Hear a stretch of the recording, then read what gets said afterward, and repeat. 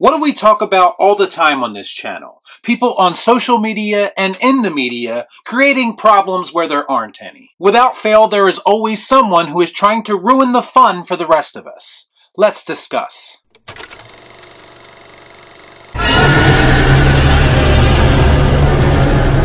Before I get started, I'd like to kindly ask that you hit the like button, and please subscribe to the channel for more content just like this.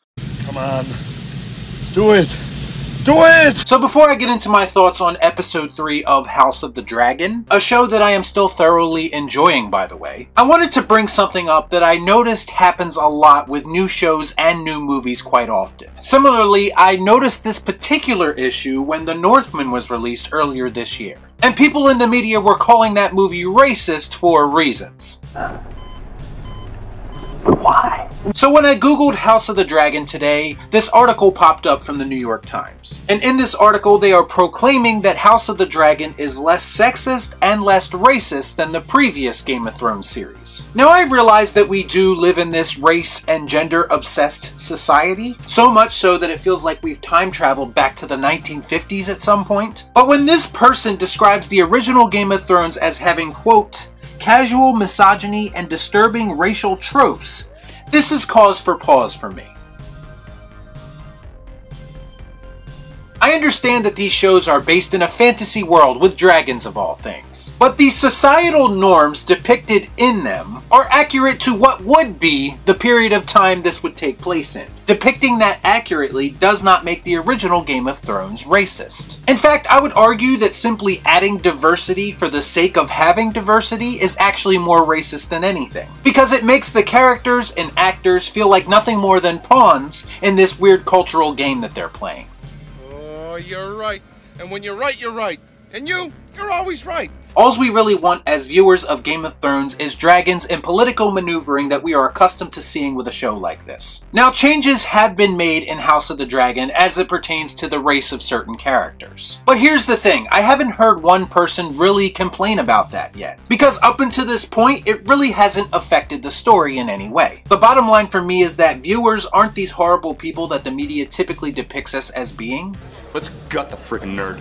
And making something accurate to the time that it takes place in, as well as the source material, should not be considered racist or misogynist. We really need to stop looking at things like Game of Thrones, and yes, even Lord of the Rings, through a 2022 lens, because it just doesn't work that way. Now that that's out of the way, on to episode 3 of House of the Dragon. And now I'm going to talk about what really matters, and that's what actually happens in the show. Jesus fucking Christ, it's about time! This episode heavily features Rhaenyra Targaryen trying to find her place in her father's new kingdom. And you know what? I kind of understand her frustration. Because of the way that she's been presented to us, I actually sympathize with her. Imagine that. I mean, let's take all this into account. Her father married her best friend, had a baby with her, and this puts Rhaenyra's purpose in this kingdom and her claim to the throne in serious jeopardy. And because of all of this, she feels like an afterthought now. Especially considering they're having an entire celebration dedicated to her new brother, who will supplant her.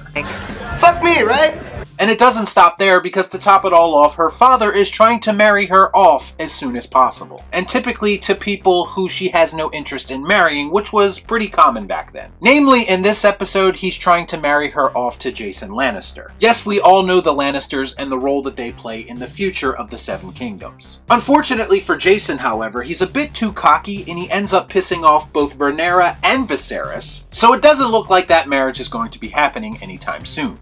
You blew it! Throughout the course of the episode, 2 more suggestions are thrown Viserys' way. Lord Corlys' son seems like the most obvious choice, but there is a much more disturbing suggestion put forth by Otto, the Hand of the King. He suggests that Viserys force Rhaenyra to marry her infant brother. Now, we all know the rumors of how Targaryen supposedly got down during this time, and this appears to be planting the seeds that will become the incestual relationships that they are known for, all in an effort to keep that bloodline pure, so to speak. You disgust me. How can you live with yourself? By the way, I don't think I've mentioned this, but Rhys Ifans, I believe that's how you pronounce his name, is doing an absolutely phenomenal job as Otto Hightower. In a lot of ways, he kind of feels like the new Littlefinger. The way that he's maneuvering behind the scenes and trying to progress us his less notable house name. There was another interesting moment that I wanted to talk about during this episode, where Viserys really starts to show his somewhat fragile mental state. I know what I have to do, but I don't know if I have the strength to do it.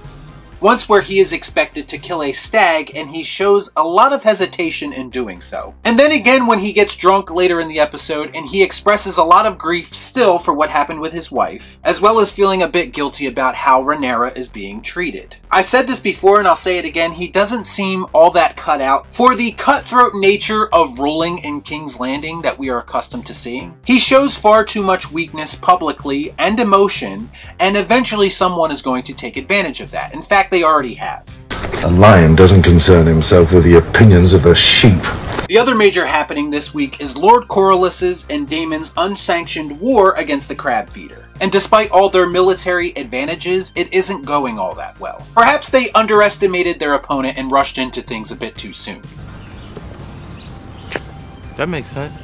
You see, the Crab Feeder and the army have this benefit of these really deep caves. Caves that make things like Dragon's Fire pretty useless in a battle. And you can definitely see that this is taking a toll on Daemon, and you can see his disappointment. Because he probably thought that he'd be able to deal with this issue a lot quicker than he actually can. And then when Viserys offers Daemon help in this battle, finally, this is what pushes Daemon off the deep end, because the last thing he wants is help from his brother who overlooked him. So he basically fake offers himself up to the Crab Feeder's army, but as the army approaches, he goes apeshit and starts killing everyone, and he's actually pretty successful at it. It's the one that said bad motherfucker.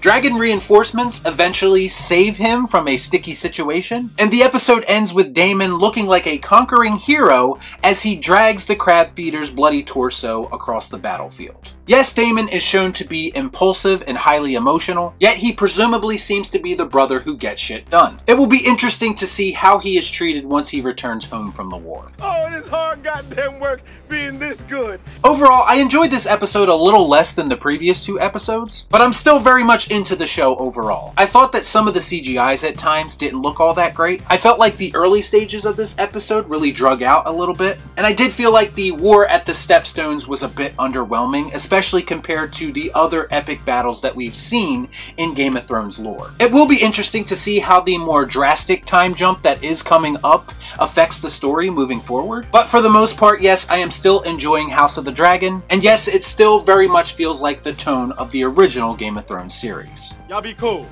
Nah.